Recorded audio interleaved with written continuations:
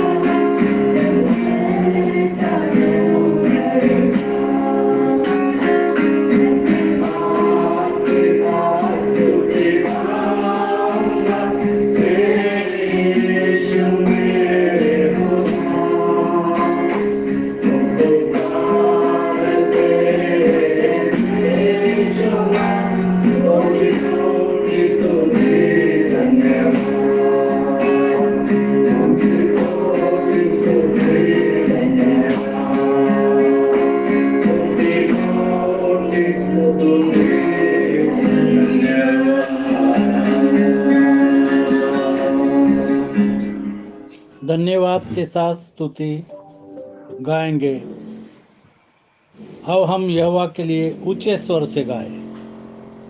भजन संहिता 95 और 1 से लेकर के 11 तक। आओ हम यहोवा के लिए ऊंचे स्वर से गाएं, अपने उद्धार की चट्टान का जय जयकार करें।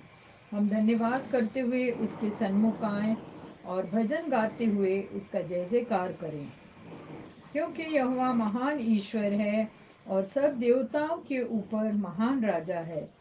पृथ्वी की गहरे स्थान उसी के हाथ में है, और पहाड़ों की चोटियां भी उसी की है। समुद्र उसका है और उसी ने उसको बनाया, और स्थल भी उसी के हाथ का रचा है। आओ हम झुककर दंडवत करें और अपने कर्ता यहोवा के सामने घुटने टेकें, क्योंकि वही हमारा परमेश्वर है और हम उसकी चराई की प्रजा और उसके हाथ की भेड़ें हैं। भला होता कि आज तुम उसकी बात सुनते। अपना अपना हृदय ऐसा कठोर मत करो जैसा मरीबा में व मस्सा के दिन जंगल में हुआ था, जब तुम्हारे पुरखाओं ने मुझे परखा। उन्होंने मुझको जांचा और मेरे काम को भी देखा। 40 वर्ष तक मैं उस पीढ़ी के लोगों से रूठा रहा, और मैंने कहा, ये तो भटकने वाले मन के हैं और इन्होंने मेरे मार्गों को नहीं पहचाना। इस कारण मैंने क्रोध में आकर शपथ खाई कि ये मेरे विश्राम स्थान में कभी प्रवेश न करने पाएंगे।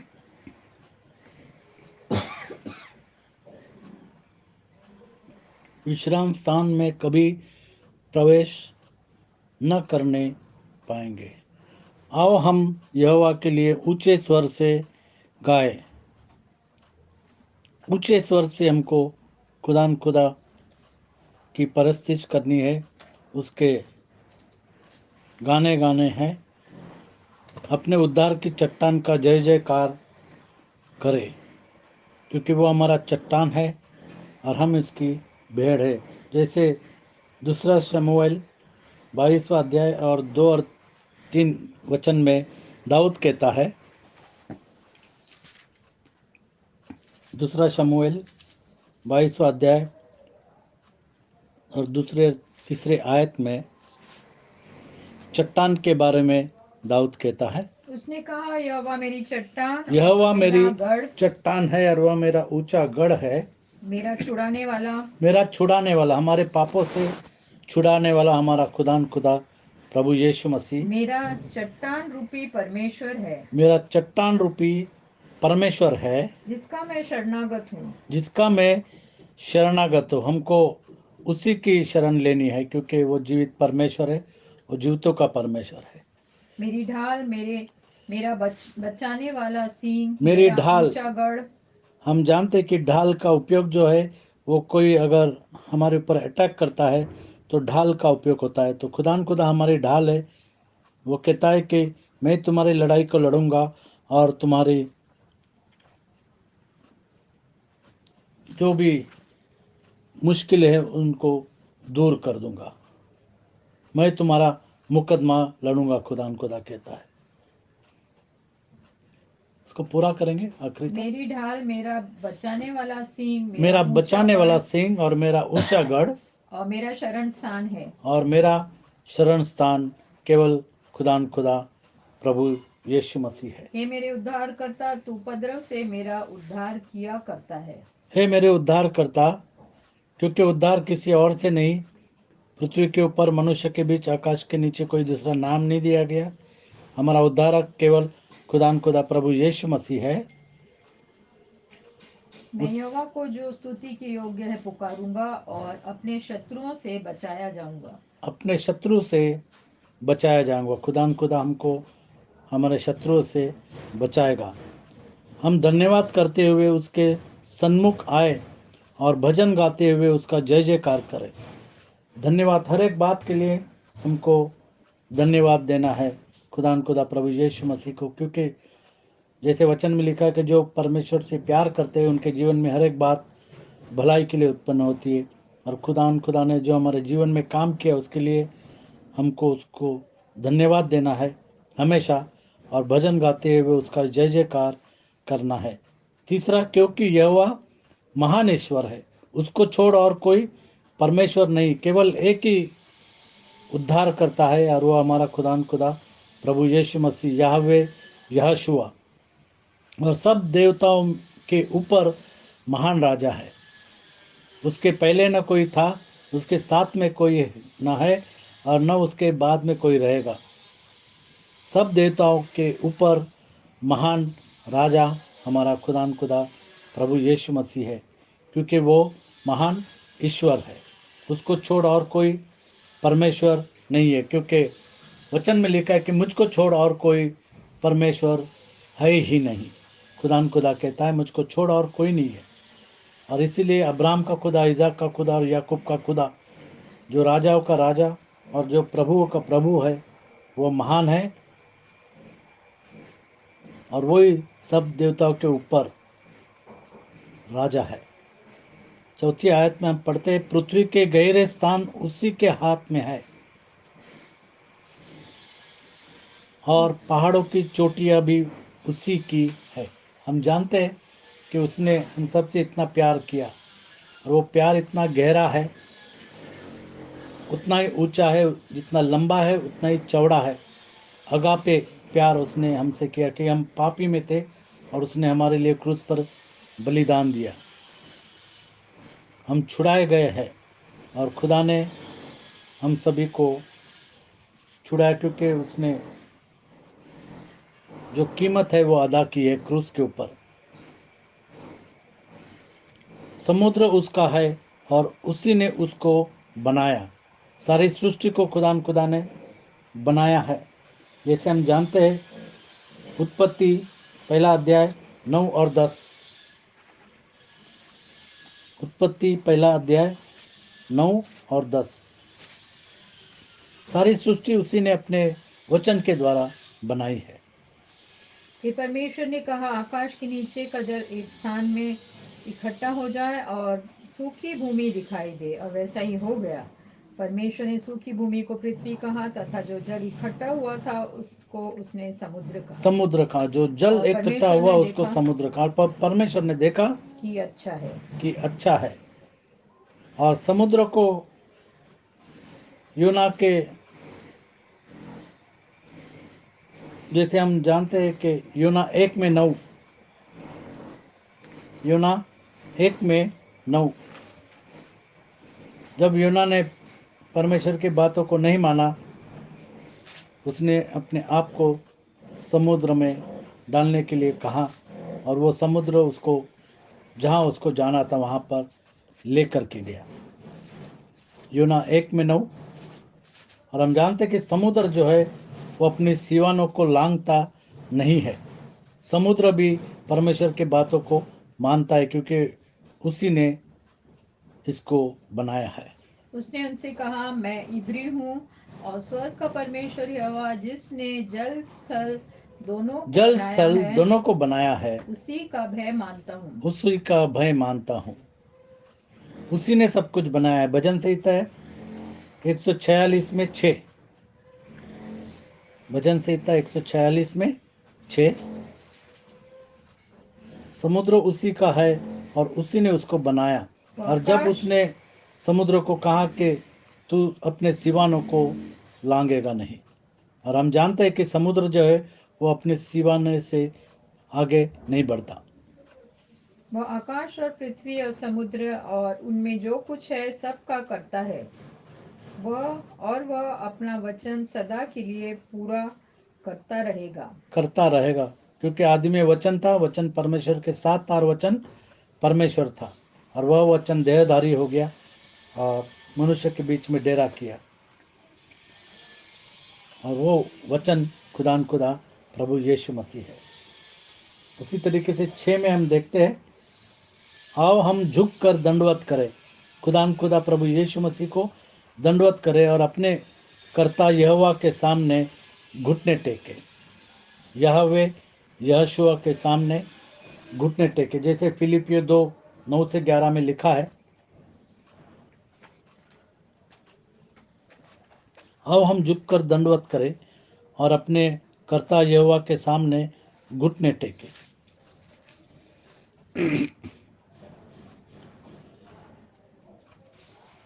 फिलिपियो 2:9-11। इस कारण परमेश्वर ने उसको अति महान भी किया और उसको वह नाम दिया जो सब नामों में श्रेष्ठ है। सब नामों में श्रेष्ठ है। खुदा प्रभु यीशु मसीह का नाम सब नामों में श्रेष्ठ है, क्योंकि खुदा प्रभु यीशु मसीह के नाम में हम मांगते हैं, प्रार्थना करते हैं, हम चंगाई पाते हैं उसके कोड़े खाने से, और आशीष मांगते हैं प्रभु यीशु मसीह के नाम से। सब कुछ प्रभु यीशु मसीह के नाम से करते, और इसीलिए हमको प्रभु यीशु मसीह के नाम से बपतिस्मा लेना, क्योंकि वचन में लिखा है कि तुम जो भी करो, पढ़ेंगे, और इस कारण परमेश्वर ने उसको अति महान भी किया, और अति महान भी किया, उसको वह नाम दिया जो सब नामों में श्रेष्ठ है, कि जो कुछ सब स्वर्ग नामों में वो श्रेष्ठ नाम है, जो कुछ स्वर्ग में और पृथ्वी पर और पृथ्वी के नीचे है, वे सब यीशु के नाम पर घुटना टेकें, अपने कर्ता यहोवा के सामने घुटने टेके, और परमेश्वर पिता की महिमा के लिए हर एक जीव अंगीकार कर ले कि यीशु मसीह ही प्रभु है, कि यीशु मसीह ही प्रभु है। खुदा प्रभु यीशु मसीह ही प्रभु, उसको छोड़ और कोई परमेश्वर नहीं है। जैसे कोलोसियों 3:16-17 में लिखा है, तो तुम जो भी करो,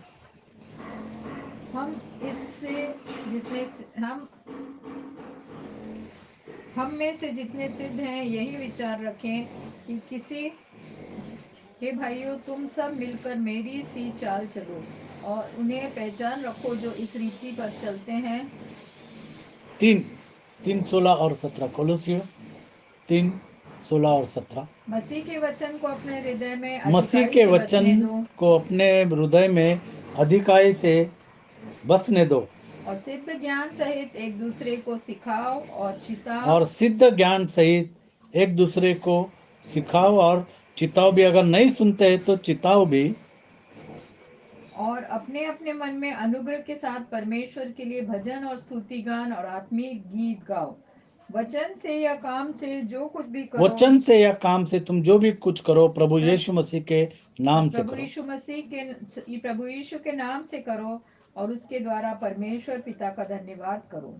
वचन से या काम में जो कुछ भी करो, वचन से या काम से तुम जो भी कुछ करो, प्रभु यीशु मसीह के नाम से करो। और इसीलिए सभी लोग खुदा प्रभु यीशु मसीह के नाम से प्रार्थना करते हैं, उसके नाम से सब कुछ मांगते हैं। जैसे मत्ती 1:21 में कहा गया कि उसका नाम यीशु रखना, उसका मतलब है कि वो अपने लोगों को अपने पापों से बचाएगा। मत्ती 1:21, वो नाम जो सारे नामों में श्रेष्ठ है। वह पुत्र जनेगी और तू उसका नाम यीशु रखना, क्योंकि वह अपने लोगों का उनके पापों से उद्धार करेगा। अपने लोगों का उद्धार करने वाला खुदा प्रभु यीशु मसीह है। इसका मतलब है कि अपने लोगों का अपने पापों से उद्धार करेगा, पापों से छुड़ाएगा। और 23 में, एक कुंवारी गर्भवती होगी और एक पुत्र जनेगी और उसका नाम इमैनुएल रखा जाएगा, जिसका अर्थ है परमेश्वर हमारे साथ है। यहोवा यहोशुआ हमारे साथ है, परमेश्वर हमारे साथ है, क्योंकि वही हमारा परमेश्वर है और हम उसकी चराई की प्रजा और उसके हाथ की भेड़े है। वह कहता है कि मेरी भेड़ मेरी आवाज सुनेगी। वो कहता है कि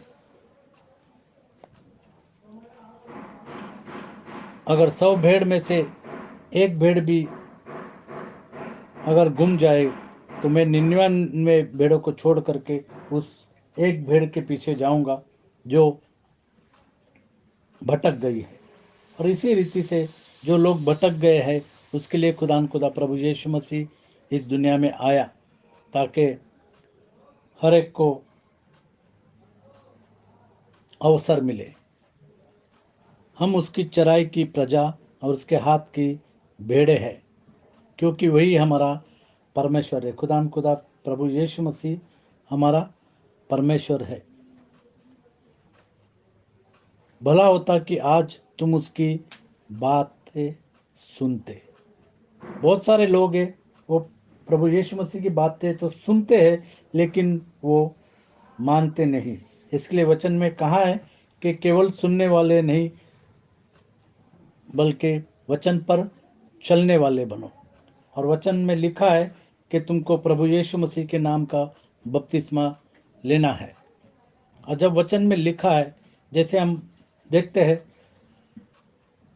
प्रेरितों के काम 2:37 और 38 में, कि जब उन्होंने प्रचार को सुना, उन्होंने कहा कि हे भाइयों, हम क्या करें, हमारे उद्धार के लिए हम क्या करें, हमारे पापों की क्षमा के लिए हम क्या करें। और पतरस ने उनसे कहा, तब सुनने वालों के हृदय छिद गए और वे पतरस और शेष प्रेरितों से पूछने लगे, हे भाइयों, हम क्या करें? उद्धार के लिए हम क्या करें, हमारे पापों की क्षमा के लिए हम क्या करें, पतरस ने स्वर्ग में उनसे जाने कहा- के लिए हम क्या करें। पतरस ने उनसे कहा, मन फिराओ और तुम में और से पतरस हर ने एक उनसे कहा कि मन फिराओ और तुम में से हर एक और तुम में से हर एक अपने अपने पापों क्षमा के लिए अपने अपने पापों की क्षमा के लिए यीशु मसीह के नाम से बपतिस्मा प्रभु लें, यीशु मसीह के नाम से बपतिस्मा लो, तो तुम पवित्र आत्मा का दान तो ही तुम पवित्र आत्मा का दान पाओगे। क्योंकि खुदा प्रभु यीशु मसीह ने कहा कि अगर तुमको स्वर्ग के राज में जाना है तो पानी का बपतिस्मा और पवित्र आत्मा का बपतिस्मा लेने की ज़रूरत है।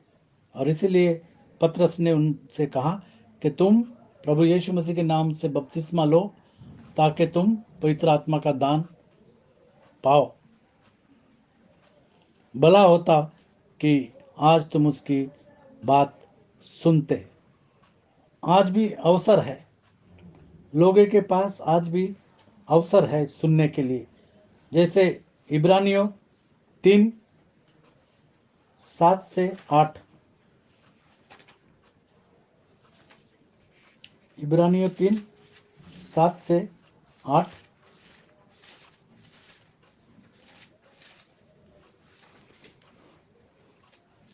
उसके बातों को सुनो, अपना अपना हृदय ऐसा कठोर मत करो जैसा मरीबा में और मसा के दिन जंगल में हुआ था। और लोग अपने हृदय को कठोर कर रहे हैं, इसीलिए वो इस वचन को नहीं मानते कि प्रभु यीशु मसीह के नाम का बपतिस्मा ले।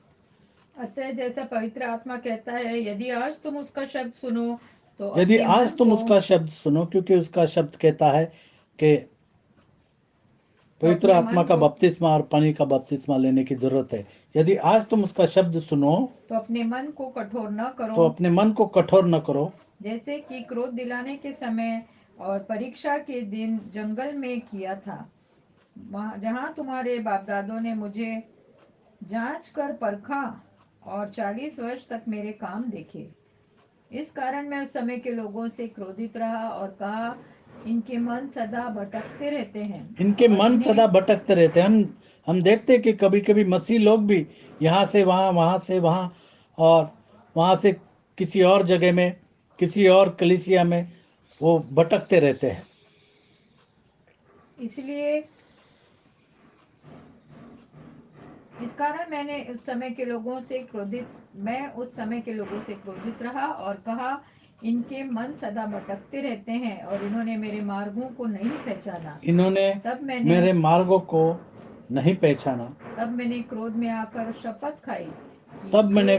आकर शपथ खाई कि वे मेरे विश्राम में प्रवेश करने न पाएंगे। 15,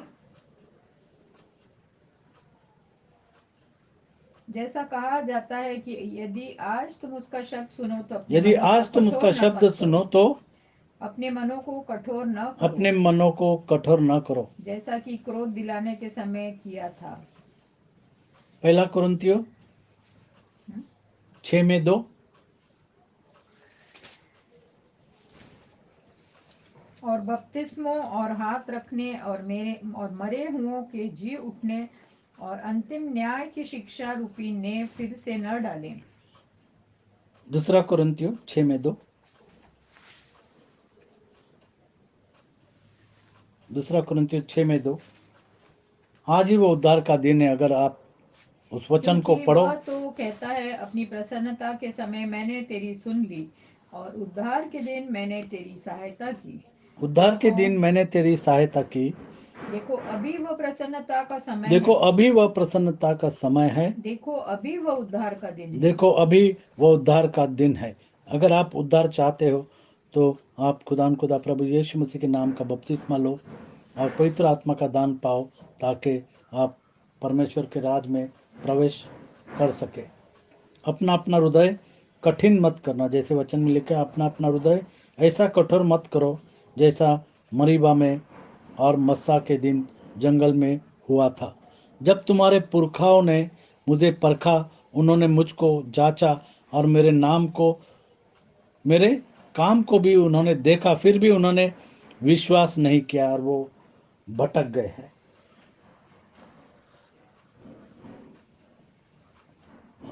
व्यवस्था विवरण 6 में 16, व्यवस्था विवरण 6 में 16। काफी सारे मसीह लोगों ने भी परमेश्वर को जांचा है और देखा है कि किस तरीके से परमेश्वर उनके जीवन में काम करता है, फिर भी वो उस काम को भूल जाते हैं। तुम अपने परमेश्वर यहोवा की परीक्षा न करना, तुम अपने परमेश्वर यहोवा की परीक्षा न करना, जैसा कि तुमने मत्सा में उसकी परीक्षा की थी। और लोग कहते कि हम कब परीक्षा लेते हैं, हर पल पल वह परमेश्वर की परीक्षा करते हैं। 40 वर्ष तक मैं उस पीढ़ी के लोगों से रूठा रहा, परमेश्वर कहता है 10 में 95-10। 40 वर्ष तक मैं उस पीढ़ी के लोगों से रूठा रहा और मैंने कहा, ये तो भरमाने वाले भटकने वाले मन के हैं, और इन्होंने मेरे मार्गों को नहीं पहचाना। और इन्होंने मेरे मार्ग को नहीं पहचाना। हम जानते हैं कि नूह परमेश्वर के मार्ग को जानता था, दानियल परमेश्वर के मार्ग को जानता था, एलिशा परमेश्वर के मार्ग को जानता था, अब्राहम, इसहाक और याकूब परमेश्वर के मार्ग को जानते थे। जो परमेश्वर के लोग हैं वो परमेश्वर के मार्ग को जानते हैं और उस मार्ग पर चलते भी है। परमेश्वर कहता है कि जो मेरे वचन को नहीं मानते, इन्होंने मेरे मार्ग को नहीं पहचाना। इस कारण मैंने क्रोध में आकर शपथ खाई कि ये मेरे विश्राम स्थान में कभी प्रवेश न करने पाएंगे। मेरी मार्गों में जो नहीं चलते, वे मेरे विश्राम स्थान में कभी भी प्रवेश न करेंगे। जैसे हम जानते हैं, प्रेरितों के काम 4 अध्याय 11 और 12। प्रेरितों के काम 4 अध्याय 11 और 12।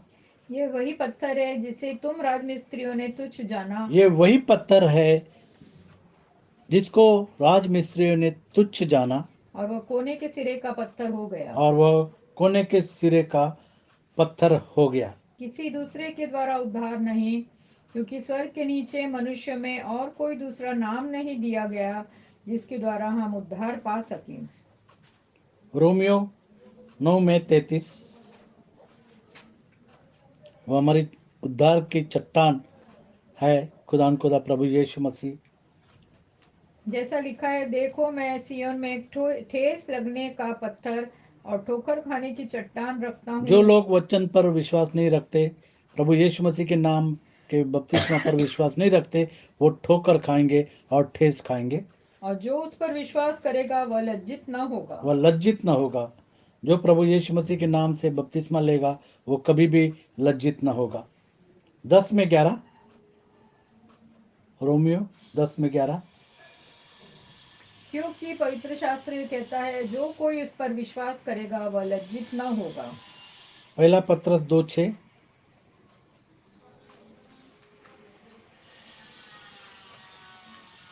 पहला पत्रस 2 में 6। खुदा प्रभु यीशु मसीह हमारी चट्टान है, वह हमारी उद्धार की चट्टान है, वह हमारा ऊंचा गढ़ है।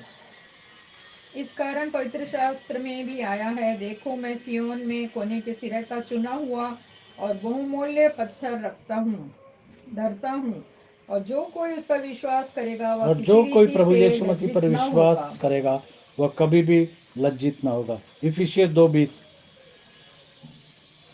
वह चट्टान खुदा प्रभु यीशु मसीह है, जैसे दाऊद ने कहा कि वह मेरी उद्धार की चट्टान है। इफिसियर 2:20। और इफिसियंस प्रेरितों 2:20। और भविष्यद्वक्ताओं की नींव पर, जिसके कोने का पत्थर मसीह यीशु स्वयं है, प्रभु बनाए यीशु गए मसीह हो। स्वयं है। और जितने भी भविष्यद्वक्ता और जितने भी नबी है वो सारे खुदा प्रभु यीशु मसीह का नाम लेते हैं और उसके नाम में उद्धार है, यही बात करते हैं। तो ज़रूरत है कि जिन्होंने प्रभु यीशु मसीह के नाम का बपतिस्मा नहीं लिया वो आज प्रभु यीशु मसीह के नाम का बपतिस्मा ले और उद्धार पाए। रीना से कहूँगा कि दुआ करें।